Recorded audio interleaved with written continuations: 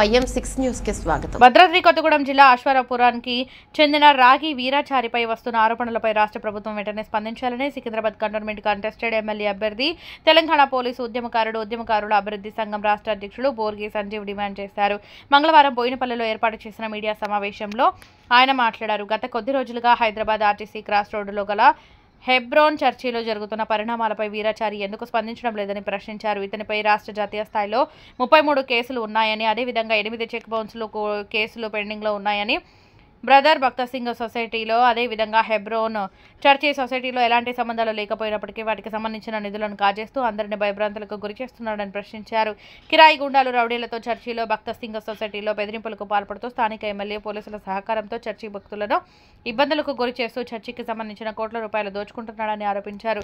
సొసైటీలలో దోచుకుంటున్న కోట్ల రూపాయలతో న్యాయ వ్యవస్థ పోలీసు శాఖను పూర్తిగా తప్పుదోవ పట్టిస్తూ అమాయక ప్రజలను భయభ్రాంతులకు గురి చేస్తున్నాడని, ఈ విషయమై రాష్ట్ర ముఖ్యమంత్రి డీజీపీలు స్పందించి అలాంటి వారిపై కఠిన చర్యలు తీసుకోవాలని డిమాండ్ చేశారు. అయితే అతను ఇదేమిటని ప్రశ్నించే వారిని చంపుతానని బెదిరిస్తూ ఉంటాడని, ఇతని అరాచకాలు, ఆయన చేస్తున్న అవినీతిని తాను సామాజిక మాధ్యమాలలో చూశానని, అందుకే తాను బాధ్యత గల పౌరుడిగా ప్రశ్నిస్తున్నానని, దమ్ముంటే నన్ను కూడా చంపమని ఆయన సవాల్ విసిరారు. అందరికీ నా హృదయపూర్వకంగా నమస్కారాలు. నేను మీ బోర్గి సంజీవ్, తెలంగాణ పోలీసు ఉద్యమకారుని. గతంలో సికింద్రాబాద్ కంటోన్మెంట్లో కంటెస్టెడ్ ఎమ్మెల్యే క్యాండిడేట్ను. ముఖ్యంగా ఈ ప్రెస్ మీట్ ఉద్దేశం ఏంటంటే, హైదరాబాద్కి సంబంధించిన ఆర్టీసీ క్రాస్ రోడ్లో హెబ్రోన్ చర్చికి సంబంధించి, ముఖ్యంగా ఉమ్మడి ఖమ్మం జిల్లాకు సంబంధించిన ప్రస్తుత భద్రాద్రి కొత్తగూడెం జిల్లాకు సంబంధించిన అశ్వాపురంకు చెందినటువంటి వీరాచారి అనే వ్యక్తి, ముఖ్యంగా ఆయన జాతీయ స్థాయిలో రాష్ట్ర స్థాయిలో 33 కేసులు క్రిమినల్ కేసులు ఉన్నటువంటి వ్యక్తిగా, ముఖ్యంగా 8 చెక్ బౌన్స్ మరి పెండింగ్ కేసు ఉన్నటువంటి వ్యక్తిగా, మరి ప్రస్తుతము ఈరోజు అంటే నిన్న 24వ తారీఖు నాడు 3వ నెల 2025 నాడు రాగి వీరాచారిపై కొత్తగూడెం అడిషనల్ జూనియర్ జడ్జి గారు ఇష్యూ చేసినటువంటి arrest warrant CC number 136 of 1992 under section 457/380 IPCకి సంబంధించి నాన్ బెయిలబుల్ వారెంట్ ఇవ్వడం జరిగింది. ముఖ్యంగా ఆ వ్యక్తి ఎవరో నాకు తెలియదు, కానీ ముఖ్యంగా ఆ హెబ్రోన్ చర్చ్ అనేది మరి బ్రదర్ భక్త్ సింగ్ అనే వ్యక్తి, ఆ చర్చ్ కూడా నాకు తెలియదు. అది సోషల్ మీడియాలో నేను చూడడం జరిగింది. 1971లో బ్రదర్ భక్త్ సింగ్ అనే వ్యక్తి ఆ చర్చ్ను స్థాపించినట్టు, 1971లో రిజిస్టర్ నంబర్ వచ్చేసి 114 1971లో అది సొసైటీగా ఫామ్ చేసిరని చెప్పేసి, ఈ వీరాచారి అనే వ్యక్తి 6/4/1972లో ఇలా జన్మించినట్లు, ఏదైతే 22/3/1971లో అది రిజిస్టర్ అయిందో, సొసైటీ అయిందో, అది రిజిస్టర్ అయిన తర్వాత 1 సంవత్సరానికి వీరాచారి అనే వ్యక్తి పుట్టిండు. ఆ వీరాచారి అనే వ్యక్తి మరి దొంగ డాక్యుమెంట్లను మరి సృష్టించి క్రియేట్ చేసి, దానికి నేనే ఫౌండర్ను, లేకపోతే దానికి నేనే ఓనర్ను, దానికి నేనే ప్రతినిధిని అన్న కాడ ఈరోజు మరి ఆ డాక్యుమెంట్లు కోర్టు ద్వారా తప్పుడు జడ్జిమెంట్లు తీసుకొచ్చి అక్కడ అంటే వాళ్ళు చెప్తున్నటువంటి విషయం ఏంటంటే కొన్ని కోట్ల రూపాయలు అంటే కొన్ని లక్షల రూపాయలు అక్కడ చెంద వస్తుందట. ఆ డబ్బులన్నీ కూడా మరి తీసుకెళ్ళి దాదాపు దీనికి 10,000 మరి చర్చిలు ఉన్నాయట దీనికి సంబంధించి. ఆ 10,000 చర్చికి సంబంధించి ఈరోజు వచ్చినటువంటి డబ్బులన్నీ కూడా అక్కడ లోకల్ పోలీసు వారికి కానీ లేకపోతే న్యాయ వ్యవస్థను కానీ విచ్చలవిడిగా కోట్లలో డబ్బులు పెట్టి పోలీసు వ్యవస్థను వినియోగించుకుంటూ, అంటే అక్కడ చిక్కడపల్లి పోలీసు కానీ అక్కడ ఏదైతే ఏమంటారు అశ్వాపురం పోలీసు వాళ్ళని వాడుకుంటూ ఈరోజు పూర్తిగా దాదాపుగా కొన్ని కోట్ల రూపాయలు దుర్వినియోగం చేసినట్టు వాళ్ళు చెప్తా ఉన్నారు.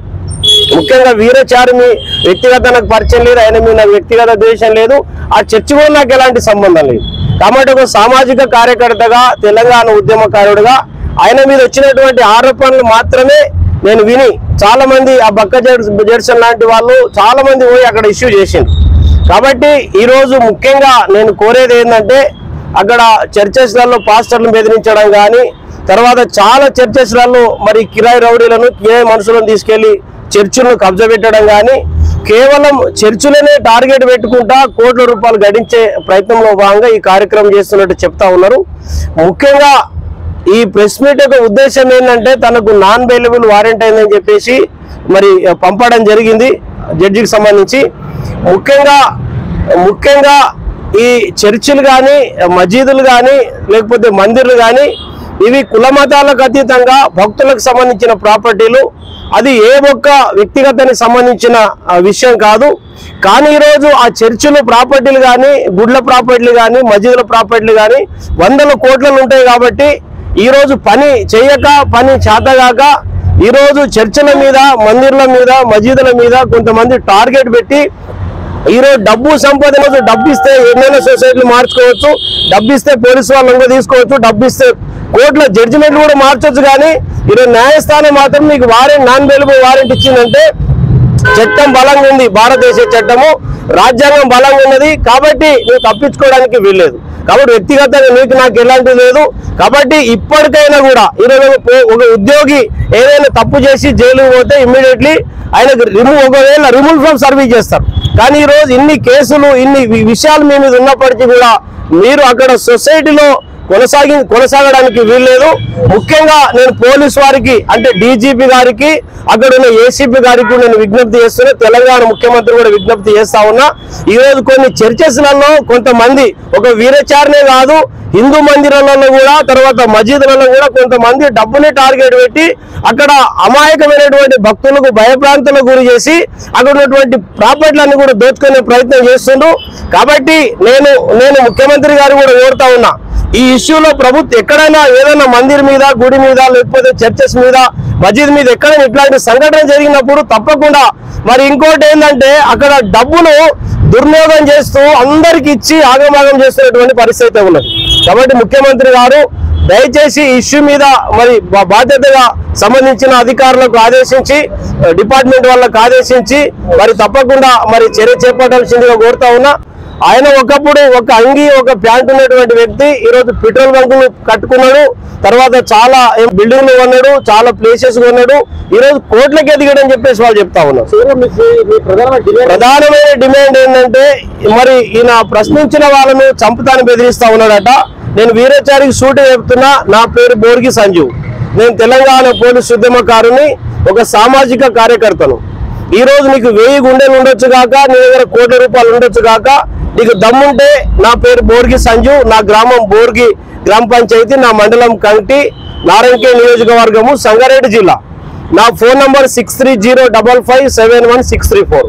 నువ్వు నన్ను చంపాలనుకుంటే నీ కిరాయి రౌడీలను కానీ కిరాయి మనుషులు వేడి చంపాలనుకుంటే నా పూర్తి అడ్రస్ చెప్పినా నువ్వు డైరెక్ట్ నాకు ఫోన్ చేయొచ్చు, లేకపోతే నీ మనుషులతో ఫోన్ చేయొచ్చు.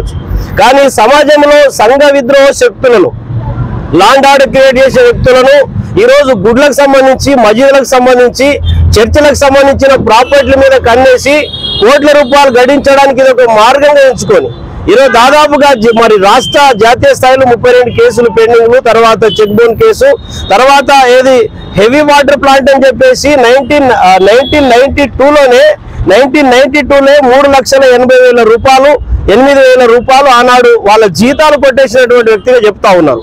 కాబట్టి ముఖ్యంగా వీరాచారి గారికి చెప్తా ఉన్నా, మీరు ఎలాంటి దొంగ డాక్యుమెంట్స్ సృష్టించారో ఈ చర్చికి సంబంధించిన డబ్బు తీసుకెళ్లి ఎంతమంది పోలీస్ వ్యవస్థను వాడుకొని న్యాయశాఖను తప్పుదో పట్టించి తప్పుడు జడ్జిమెంట్ తీసుకొచ్చేసి ఈ చర్చిలన్నీ కూడా అక్యుపై చేసే ప్రయత్నం చేస్తుండ్రో ఒక్కసారి ఆత్మ పరిశీలన చేసుకోండి.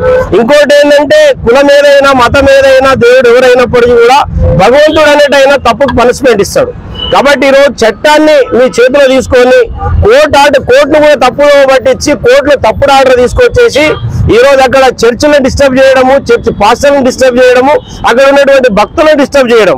ఈరోజు ముఖ్యంగా 1971లో అది 114 అంటే రిజిస్టర్ తర్వాత సంబంధించిన ఏసీపీ వాళ్ళు కూడా కలిసి ఈ వీరాచారికి సంబంధించి గతంలో నేపథ్యం ఏంది, ఇప్పుడు ఆయన ఆస్తిపాస్తులు ఏమున్నాయి, వీటన్నిటి మీద విచారణ కోరుతా. తప్పకుండా భక్తులందరికీ కూడా నేను ఒక సామాజిక కార్యకర్తగా తప్పకుండా మీ గొంతుగా నేను మాట్లాడతా.